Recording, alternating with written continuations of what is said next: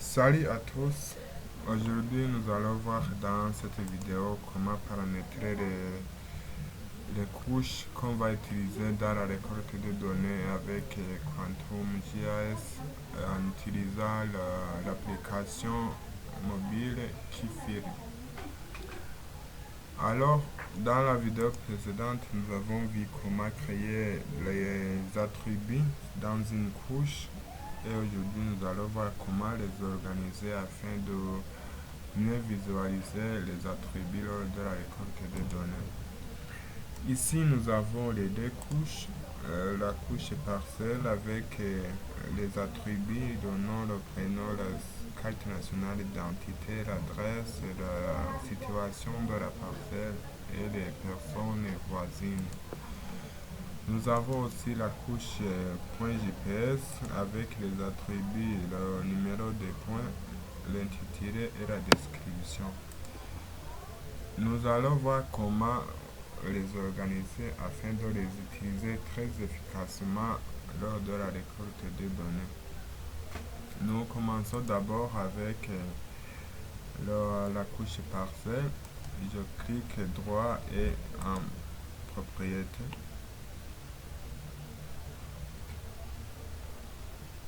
Ici, vous voyez, il y a les propriétés. Habituellement, nous savons comment faire les symbologies, comment faire les étiquetages. Et aujourd'hui, nous allons passer par ici, vous voyez, le formulaire d'attributs. Ici, vous voyez, il y a la case ici à cocher, il y a la génération automatique avec les champs ici. Mais ici, nous allons choisir la conception par glisser déplacer. Vous voyez que les champs s'affichent ici à droite. Ici, on peut enlever l'attribut qui est généré automatiquement, comme on peut le laisser. Alors, maintenant, je vais créer les groupes pour regrouper mes attributs ici. Par exemple, je vais regrouper le nom, le prénom, la carte nationale d'identité et l'adresse parce que ces champs concernent seulement le propriétaire. Donc, je vais les regrouper dans un groupe appelé propriétaire. Et pour ce faire, je vais créer sur le bouton ajouter un nouvel onglet ou groupe au formulaire. Je le nomme propriétaire. Je fais OK. Vous voyez les groupes propriétaires s'affichent ici. Donc je clique déplacer ces champs et je mets dans mon groupe ici. Je clique et je déplace ici. Vous voyez dans le groupe propriétaire, il y a le nom, le prénom, le CNI et l'adresse. Je crée un autre groupe, je l'appelle localisation.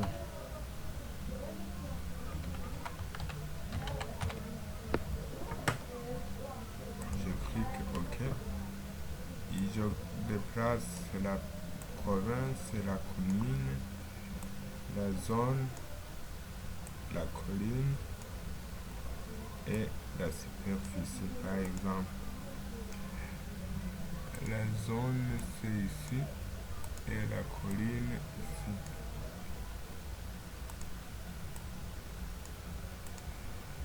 Je crée aussi les voisins.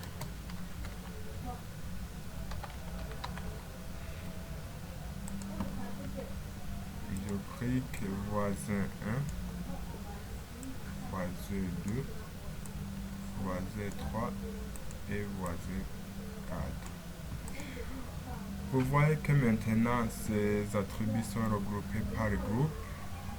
Il y a les attributs du propriétaire, il y a les attributs de la localisation de la parcelle, il y a aussi les attributs des personnes voisines.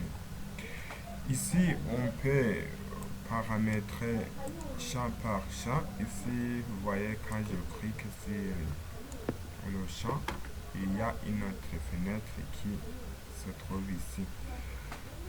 Alors, qu'est-ce qu'il y a? Il y a l'affichage, il y a les informations générales, il y a le type d'outils, il y a les contraintes, il y a les informations par défaut.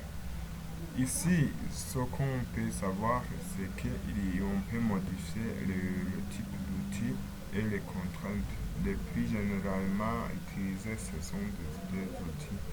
Mais tu peux aussi s'exercer par ces affichages avec les couleurs d'étiquetage. Vous voyez qu'on peut modifier les couleurs.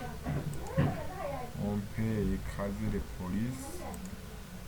Vous voyez, quand on veut définir la police qui va s'afficher lors de l'entrée des données.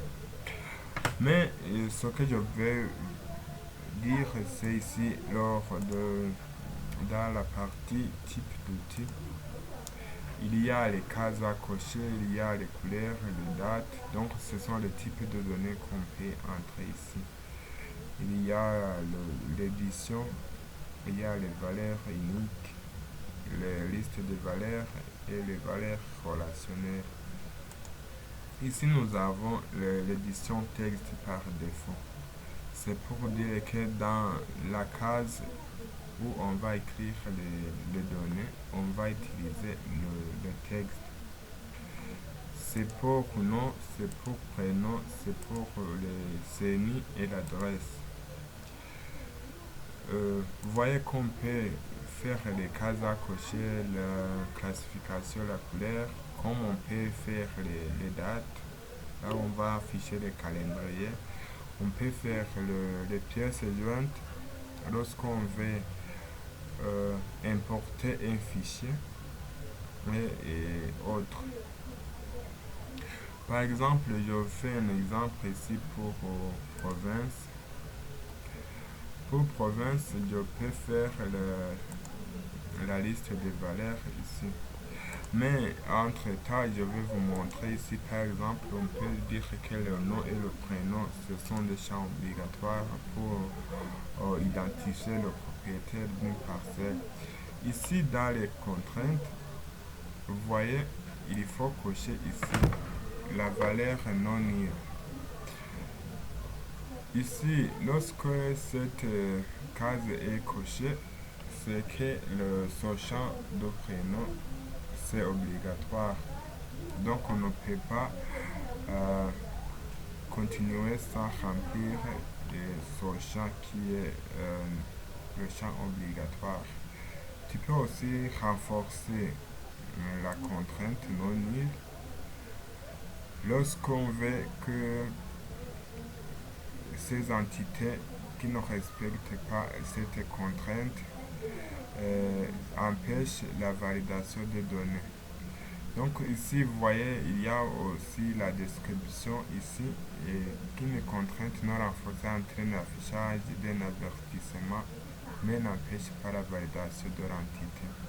Donc vous savez que on peut faire un champ obligatoire mais puisqu'il y a des informations qu'on peut manquer, qu'on peut renforcer cette contrainte afin de continuer. Donc il faut jongler ces deux outils ici.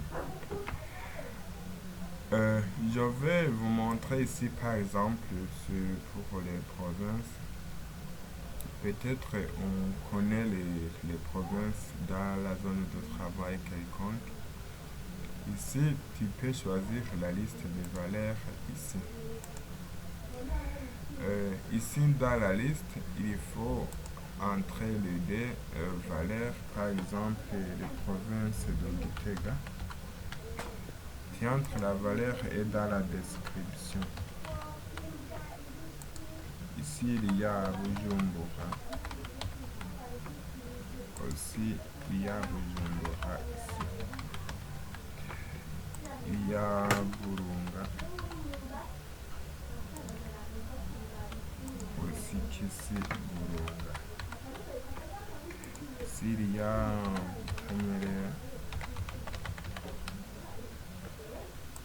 aussi ici.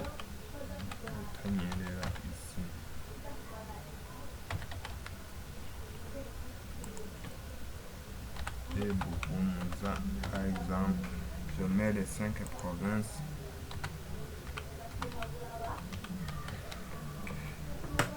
Ici, j'entre ces provinces dans la liste des valeurs pour la province afin de voir lorsque lors de la saisie de données, je vais choisir entre ces deux provinces, ces 5. Ça peut être appliqué sur les communes, sur les zones, sur la colline. Et l'autre, par exemple, ici pour la superficie, peut-être qu'on peut aussi définir en termes des unités de mesure. Ici, pour l'édition de texte, vous voyez, il y a la case ici pour les multilignes, qui permet d'afficher une case à cocher qui peut contenir un texte de description. Donc une grande zone de saisie qu'on peut même aller à la ligne pour la saisie des données. Alors j'applique et je fais OK. Par exemple, je peux visualiser. Par exemple, je peux dessiner par exemple une polygone comme parcelle. Vous voyez que ça, les attributs ici sont regroupés par les groupes. Vous voyez le champ prénom que nous avons défini comme le champ obligatoire, il y a le signe ici d'astérix rouge. Vous voyez que la couleur aussi l'indique que c'est le champ obligatoire. Vous voyez le rôle est de regrouper les attributs par groupe. Et vous voyez que d'abord on remplit les informations du propriétaire et puis on entre les valeurs de la localisation. Vous voyez pour la province, nous avons fait la liste des valeurs. Ici, on peut cliquer dans la liste des Hollande pour choisir parmi les provinces que nous avons entrées dans la liste. Et pour les voisins, vous voyez aussi qu'il y a des listes des zones de saisie pour les voisins. Voilà, c'est comme ça qu'on fait même pour les attributs de la couche point. Nous avons vu qu'on passe dans les propriétés avec le formulaire. Ici, dans déplacer, cliquez conception par glisser, déplacer, le champ par défaut est enlevé. Par exemple, ici pour la description, nous faisons la zone multiligne avec le numéro de point obligatoire. Je fais la contrainte, je fais appliquer et OK. Lorsque je fais tentative de mettre un point, vous voyez, il y a le numéro obligatoire, il y a l'intitulé et la description. Vous voyez comme dans la description, j'ai fait la zone multiligne. Vous voyez la case où je peux entrer un texte de description. Et voilà, c'est comme ça qu'on se voit, qu'on organise les attributs lors de la préparation des couches à utiliser dans le Keyfield.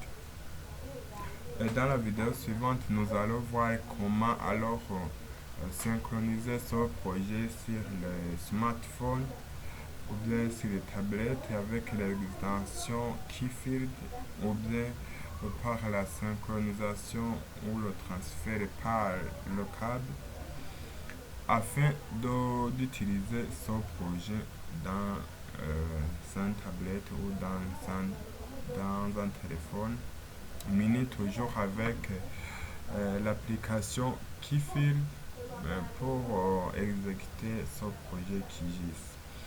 Alors, n'oubliez pas de vous abonner sur notre chaîne afin que vous serez au courant par les vidéos suivantes, connaissant que c'est une suite de vidéos. Dans la vidéo suivante, nous allons voir comment alors exporter ce projet vers un tablette par le câble ou par l'utilisation de l'extension Keyfield 5, donc la synchronisation du projet Keyfield. Alors, veuillez vous abonner, je vous aime beaucoup, merci beaucoup.